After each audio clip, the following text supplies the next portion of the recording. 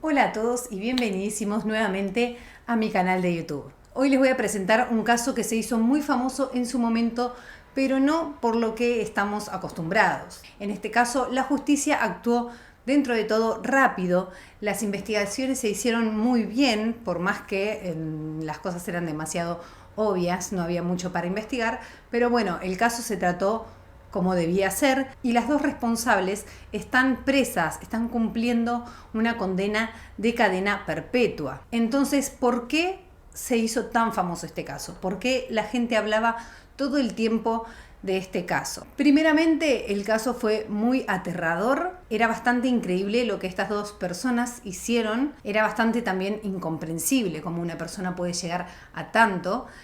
Pero además de eso, en Argentina en esos momentos estaba el auge del feminismo, luchando por el aborto seguro, legal y gratuito. El movimiento feminista buscaba que las mujeres pudieran decidir si continuar un embarazo o no, cuando este no era deseado o era peligroso tanto para la persona gestante como para el niño que estaba por nacer. Esto también trajo mucha gente en contra del movimiento feminista y también del aborto, por muchos motivos, algunos de ellos religiosos, otros ideológicos.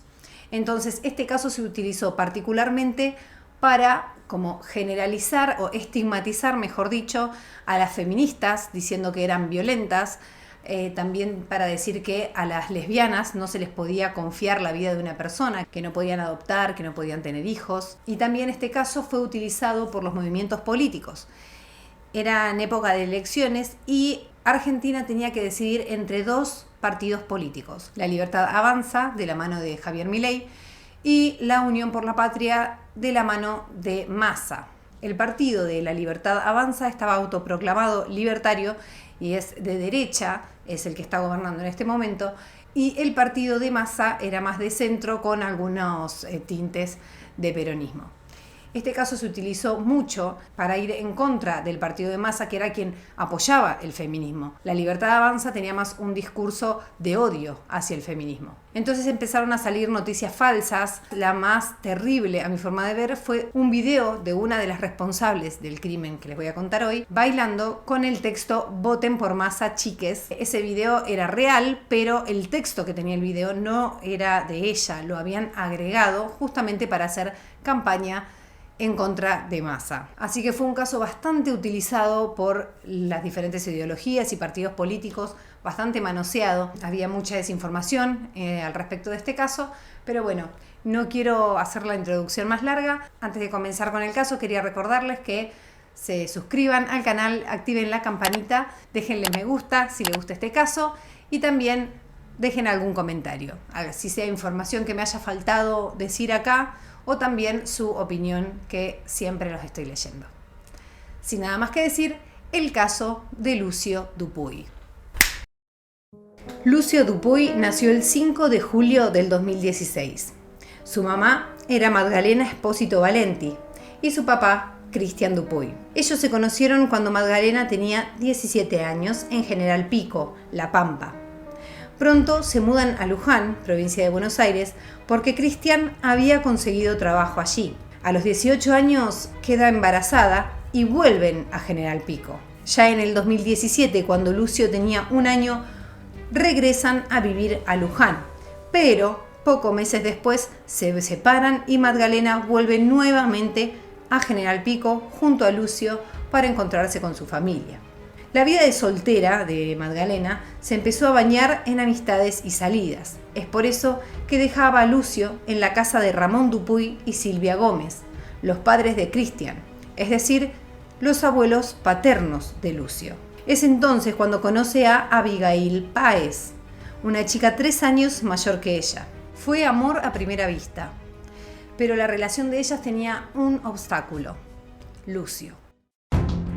Después de un tiempo de relación, Magdalena decide mudarse a Santa Rosa, La Pampa, donde vivía Abigail, su pareja. Pero para esto tenía que dejar a Lucio mucho tiempo, e incluso a veces han llegado a ser semanas que lo dejaba con los abuelos paternos. Esto para ellas dos era la solución a dos problemas, porque uno, Magdalena no se sentía capaz de ser madre, no sentía dentro suyo la capacidad de maternar. Y para Abigail, Lucio era, además de un obstáculo, una fuente de celos. Ella sentía que Lucio le sacaba tiempo, que le quitaba atención que Magdalena le podría estar prestando a ella.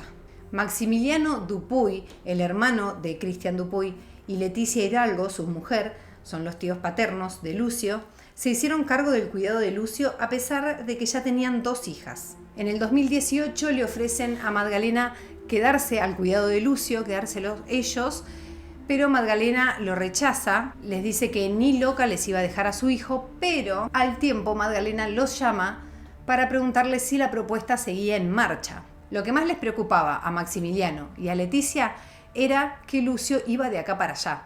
Estaba un tiempito con la mamá, a veces estaba en lo de los abuelos, a veces en lo de los tíos y no tenía un lugar estable donde vivir. Y eso era lo que querían para él. Entonces, en noviembre de ese año, los tíos de Lucio van a buscarlo a Santa Rosa y se lo llevan a vivir con ellos. Pero 2 meses después, ya era 2019, Magdalena le pide que le devuelvan a Lucio. Y como ellos habían firmado una especie de acta donde Magdalena les daba el permiso de llevarse a Lucio, pero este acta solo era por, creo que 2 meses, era solo como para tomar unas vacaciones. A los tíos de Lucio no les quedó otra que devolverlo a Magdalena. Así que Lucio volvió de nuevo con su mamá a Santa Rosa. Pero solamente 2 días después, Magdalena vuelve a llamar a Maximiliano y a Leticia para decirles que el nene se portaba mal, que era muy caprichoso, que ella no sentía que podría educarlo bien y que además el nene no quería estar con ella y se había brotado todo el cuerpo de los mismos nervios. Entonces les pedía que lo vayan a buscar y lo lleven al médico. Maximiliano y Leticia aceptaron automáticamente, pero esta vez no querían que les vuelva a pasar lo mismo, entonces empezaron un proceso legal para tener la custodia completa de Lucio. Y en el 2019 finalmente se convierten en los tutores legales de Lucio Dupuy. Cristian entonces empieza a revincularse con su hijo. Había vuelto a General Pico, ahora con una nueva pareja, quien estaba embarazada. Veía poco a su hijo, pero a medida que pasaba el tiempo, las visitas eran más largas y más frecuentes, hasta que lo empezó a ver a diario. Es entonces, en enero del 2020, cuando Magdalena empieza a reclamar de nuevo, pero como tenían la tutela del niño, ya no sería tan fácil. Entonces decide recurrir a la justicia. Magdalena habló con la jueza Ana Clara Pérez Ballester y le dijo que su situación económica había mejorado, tenía un trabajo estable y además se dedicaba también a la repostería. Ahora se sentía lista para poder criar a su hijo. Ante la nula respuesta de la justicia y debido también a la ansiedad de Magdalena por recuperar a Lucio, empezó a hacer falsas denuncias contra los tíos de Lucio, afirmando que lo maltrataban. Día por medio un patrullero se hacía presente en la casa de Maximiliano y Leticia, que ahora estaban esperando mellizos. En junio del 2020 llegan a un acuerdo para que Magdalena se lleve a Lucio fin de semana por medio. Pero ante las restricciones de circulación del COVID y las malas actitudes de Magdalena, los tíos de Lucio temían que un día no se lo devolvieran y quedara con su mamá. Por eso pusieron una abogada particular que oficiara de intermediaria. Igualmente no lo pudieron lograr.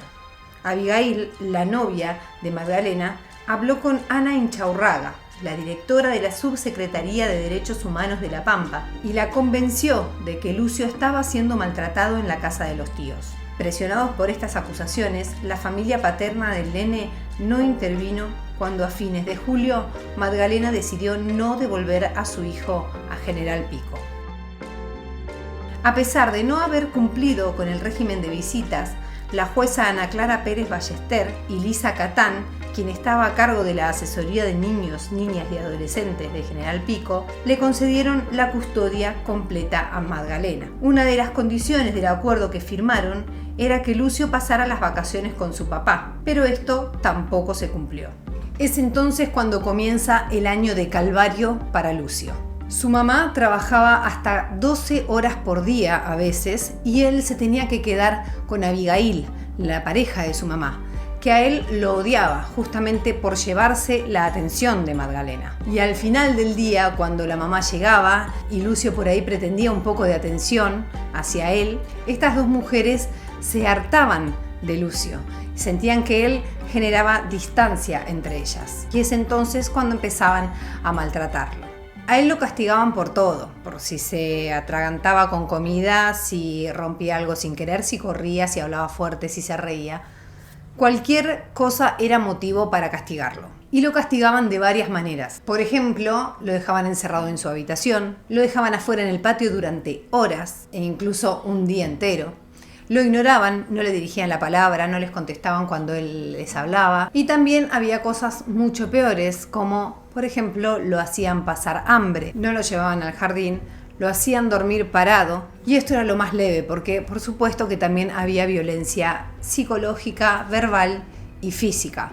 Mucha violencia física. Y lo que sigue ahora a continuación son los detalles de las cosas que le hacían a Lucio estas dos mujeres. También van a ver los chats que tenían ellas y ambas cosas son muy fuertes, así que si hay alguien sensible en la sala yo les recomiendo directamente saltear este video, pónganse a ver otro, van a tener la lista de casos seguramente por acá, pero no les recomiendo verlo porque es realmente muy fuerte, sobre todo porque son cosas que le hicieron a un nene que tenía 4 años. Lucio pedía atención, la atención que obviamente nunca tenía, y por esto era castigado. Una de las maneras, como les conté, era dejarlo horas o días sin comer. De cada cosa que les voy a contar ahora, siempre hubo señales, pero nadie las registró.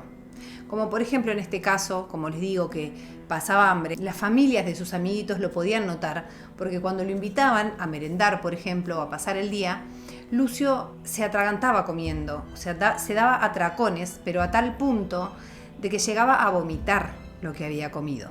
Y lo peor de todo es que cuando él volvía a la casa, obviamente las mamás o los papás de sus compañeritos le avisaban a Magdalena o a Abigail que el nene había estado vomitando y él era de nuevo castigado por eso. Así que también después de eso se venía una golpiza. Una vez Lucio fue llevado a un centro de salud por una inflamación en el pene y la doctora que lo revisó determinó que había sido por falta de higiene. Nadie preguntó nada, nadie hizo ningún otro chequeo, simplemente falta de higiene y ya. Como esto van a haber muchas cosas en las que si se preguntaba un poquito más o si se ahondaba un poquito más en el tema, tal vez todo lo que pasó después se podría haber evitado. Después de este hecho de la inflamación, durante los 3 meses siguientes, Lucio fue ingresado en diferentes centros de salud 5 veces. Sí, 5 veces en 3 meses. Pero no era por problemas de salud, era por golpes. Siempre era por golpes. Y nadie avisó nada, nadie preguntó, nadie le avisó a un asistente social, nadie hizo alguna denuncia, aunque sea como para quedarse seguros de que ese nene estaba bien. No se hizo absolutamente nada. En diciembre de ese año le detectan una fractura en un dedo de la mano y 3 días después una fractura en la muñeca, a tal punto que lo tuvieron que coser. Un mes después vuelve a ser ingresado en un centro de salud por un golpe en la mano, del mismo lado que se había lastimado el dedo y la muñeca, a lo que el médico le dice a la mamá que tenía que ver urgentemente un traumatólogo. Pero la mamá no le dio ni 5 de bolilla y un mes después tienen que volver al médico y Lucio para este momento ya tenía varios traumatismos en varios lugares del cuerpo. Pero después de esto pasó también un mes y medio más y a Lucio le diagnostican mallet finger, que es una deformidad que se produce después de una fractura mal curada. Es decir, que Lucio estaba empezando a deformarse por los golpes de sus mamás. Varios vecinos lo vieron a Lucio marcado y con un yeso, pero el nene ya había aprendido a mentir cuando le preguntaban qué había pasado. Igualmente los vecinos sabían la realidad, ya que algunos escuchaban los gritos por las discusiones y la música extremadamente alta al momento de agarrársela con Lucio, que todos suponían que era para tapar los llantos del nene y los ruidos de las golpizas que le daban.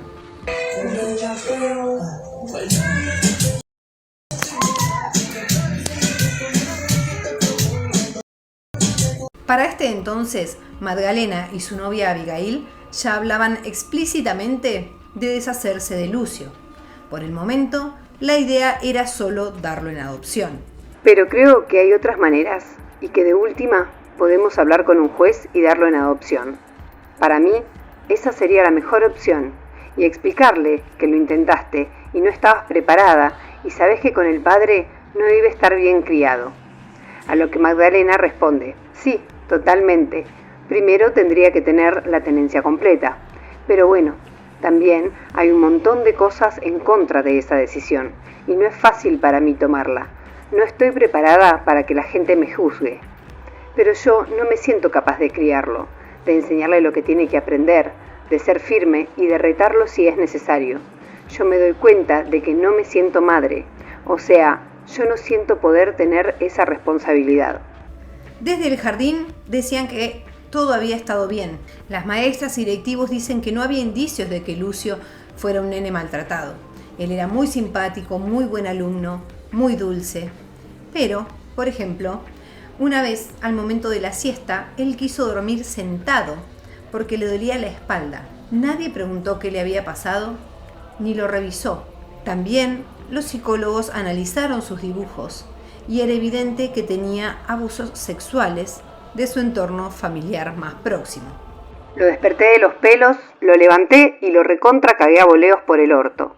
Así que ahí se quedó cagadísimo. Y Magdalena contestó, cualquier cosa, Lucio se cayó del árbol y se golpeó la cara, ¿ok? Ya sabe él que tiene que decir eso.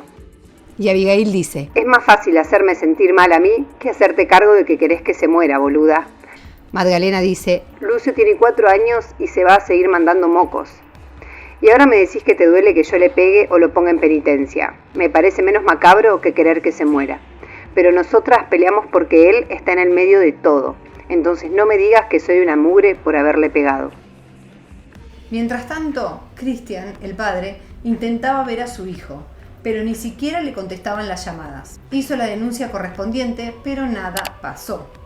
Lucio amaba a su papá, lo idolatraba, pero cada vez que hablaba de él, a Abigail le saltaba la térmica y lo molía a golpes. Las pocas veces que el papá y su familia podían hablar con Lucio era porque pagaban. Sí, Magdalena y Abigail les cobraban por comunicarse con Lucio, aparte de también cobrar la manutención y otros beneficios sociales. El 25 de agosto del 2021, una vecina escucha cómo están golpeando nuevamente a Lucio.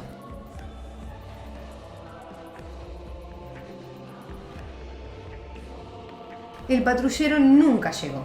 Mejor dicho, llegó, pero a otra dirección, que no era la correcta, porque habían anotado mal la dirección. Fueron a la casa de enfrente. Era octubre del 2021 y Magdalena había empezado a trabajar en un nuevo lugar que era el casino del Hotel Mercure. Y según las conversaciones de WhatsApp que ellas tuvieron, en esto de tiempo es cuando Magdalena empieza a ser también quien golpea a Lucio. Y ya para este entonces Lucio empezó a faltar mucho al jardín días seguidos debido a los golpes que tenía. Ya los golpes no había forma de ocultarlos, eran demasiado visibles. Llegó el día de los hechos, el 26 de noviembre del 2021. Abigail ya hacía un tiempo que había empezado a trabajar por la mañana, por lo tanto Lucio ese día desayunó con su mamá. Cerca del mediodía la mamá lo lleva al jardín y a eso de las 3 de la tarde vuelve del trabajo Abigail. Entonces Abigail y Magdalena se quedan solas un rato en la casa y antes de las 5 de la tarde Magdalena sale a buscar a Lucio al jardín. Como a las 5:30 de la tarde vuelven los dos. Según lo que cuentan ellas, Lucio merendó tranquilo y se puso a jugar con un perrito que tenían hacía poco tiempo. Se hicieron las 7 de la tarde y una vecina cuenta que a esa hora se empezó a sentir música muy fuerte. Como ya les dije, que se escuchaba cada vez que golpeaban a Lucio.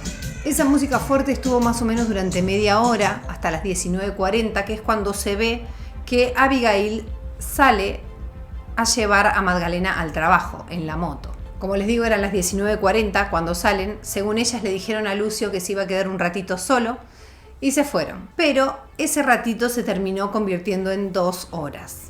¿Por qué? Abigail llevó a Magdalena al casino a trabajar y a la vuelta pasó a retirar unas entradas que había comprado y después se va a tomar mates con la mamá, toma unos mates con su mamá, llega su hermana y la hermana le pide que la lleve al trabajo. Entonces se va en la moto a llevar a su hermana. Abigail terminó llegando a su vivienda a las 9 menos 10 de la noche, habiéndose ido a las 7 menos 20. Es decir, 2 horas con el nene de 4 años solo en la casa. Más o menos 40 minutos después, ya eran las 9:30 de la noche, cuando las cámaras de seguridad del barrio, que gracias a ellas es que sabemos las horas en que entran y salen cada uno de la vivienda, sale Abigail de la casa con Lucio en sus brazos, completamente mojado, pidiendo auxilio. Ella se fue hasta una salita que había, a una posta que había cerca en el barrio, pero esta ya estaba cerrada. En ese momento es cuando las ve un vecino que le ofrece ayuda, le hace RCP a Lucio, esto fue en vano, y también otra vecina que era enfermera intentó hacerle RCP, tampoco funcionó, pero ella cuenta que cuando lo puso de costado a Lucio, largó un pequeño vómito y un suspiro, que eso significaba que al nene lo habían ahogado, o que se había ahogado. Este vecino que le hizo RCP a Lucio llevó a Abigail, a Lucio y al resto al hospital Evita. En el hospital, Abigail cuenta que ella había dejado un ratito solo al nene y que se habían metido a robar, que cuando llegó se encontró con la casa hecha un desastre, todo revuelto, y el nene estaba golpeado y violado. Lo raro o lo curioso sería cómo sabe ella que habían violado al nene, si en teoría llegó, se encontró con la situación, lo agarró y salió corriendo. También otro dato curioso es que tuvo 40 minutos desde que llegó hasta que salió con el nene. Siento que tendría que haber sido más rápido. Vos llegás y encontrás al nene en esa situación, lo agarrás y salís corriendo. ¿Qué hizo durante esos 40 minutos? En el hospital, el doctor Argüello le levanta la remera a Lucio y encuentra en su espaldita una marca de una suela de zapatilla. A Lucio lo habían pisado con todo el peso de una persona adulta. En los genitales tenía signos de mordedura y a la vez su ano estaba lastimado.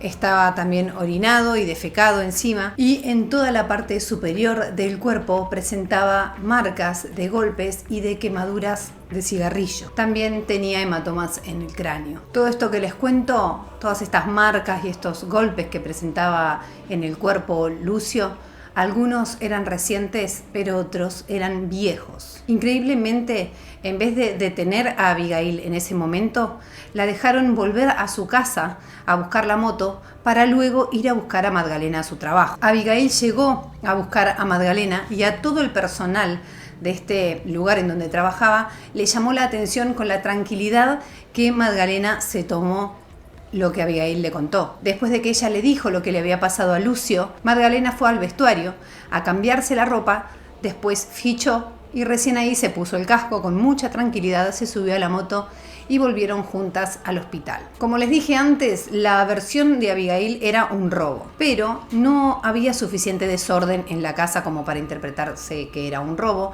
tampoco faltaba nada. Ella también había dicho que eran 3 menores los que habían entrado a la casa, no se sabe cómo sabía eso, tampoco se sabe cómo sabía que el nene había sido violado y, como les dije antes, por qué tardó 40 minutos en salir con el nene a buscar ayuda. Un dato no menor es que en la vivienda se encontró un juguete sexual, el cual después de analizarlo se supo que tenía ADN tanto de Abigail como de Magdalena, pero también tenía ADN de Lucio. Automáticamente las mujeres fueron trasladadas a la comisaría y fueron imputadas por homicidio. Tuvieron que ser trasladadas nuevamente un par de horas después, en secreto, hacia una comisaría de San Luis, ya que los vecinos estaban destrozando la seccional para hacer justicia por mano propia. Y ahora les voy a leer lo que el forense encontró en Lucio. Lo tengo que leer porque son tantas cosas, imposible memorizarlas. Y difícil también. El médico encontró traumatismo de cráneo que le provocó un edema cerebral, moretones de piñas en la cara, quemaduras de cigarrillo en el pene y también desgarros en él como resultado de mordeduras, hemorragias internas por los golpes que fueron las que definieron su muerte, y encontraron estallidos de órganos. Este estallido de órganos fue provocado por esa última pisada que Abigail hizo contra Lucio. Pero aparte de esto también encontró señales de golpes viejos. Por ejemplo, un fuerte golpe en la cadera, glúteo y piernas de hacía 7 días aproximadamente. Politraumatismos por golpes y quemaduras.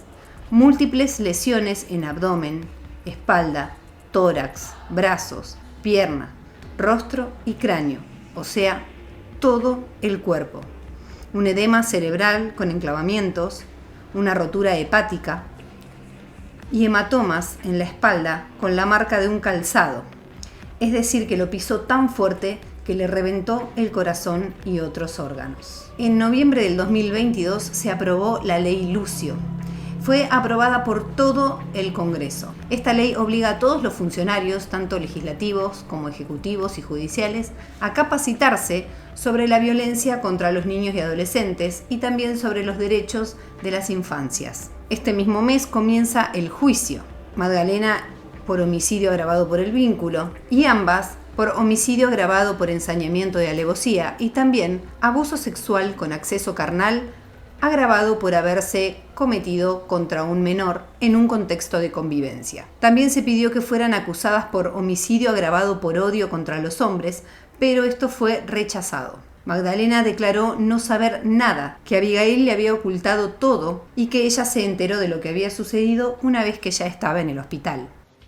Agarro el casco y mis cosas y le aviso a Lucio que me voy al trabajo, lo saludo y le digo que se va a quedar un ratito solo, que Abigail me lleva y vuelve a las 9:30, no recuerdo bien el horario. Me avisa mi supervisor que tenía que bajar al subsuelo porque estaba mi pareja, Abigail, que me necesitaba. Cuando llego al estacionamiento estaba Abigail, muy angustiada, y me dice que le había pasado algo a Lucio, que teníamos que ir al hospital. Eso, me repite eso como 2 o 3 veces. Yo le pregunto, ¿pero qué pasó? Y ella me dijo eso nada más, que teníamos que ir al hospital porque estaba Lucio en el hospital. Yo cuando lo dejé en mi casa, que me fui al trabajo, Lucio me saludó y estaba con vida.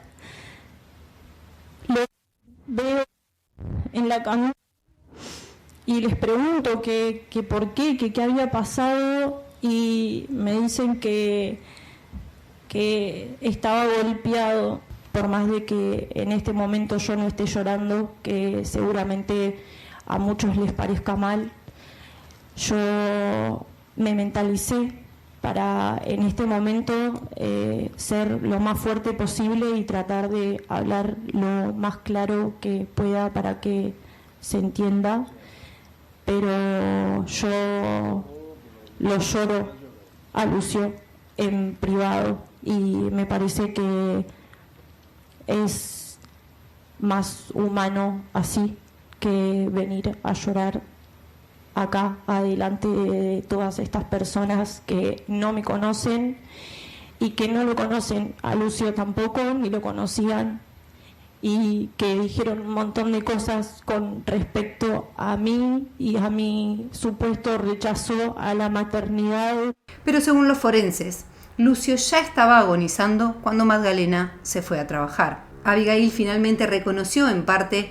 lo que había hecho. Cuando llegué, lo vi a Lucio y bueno, se estaba mandando un moco, no importa. Entonces yo lo tomé del brazo y le pegué una patada en la cola, varias. Fue todo muy rápido, no sé. Le pegué y no me di dónde, la verdad. Ni sé por qué tampoco. Porque, no sé, la verdad no le encuentro una explicación. Y sé que lo lastimé. Me di cuenta en el momento y intenté remediarlo.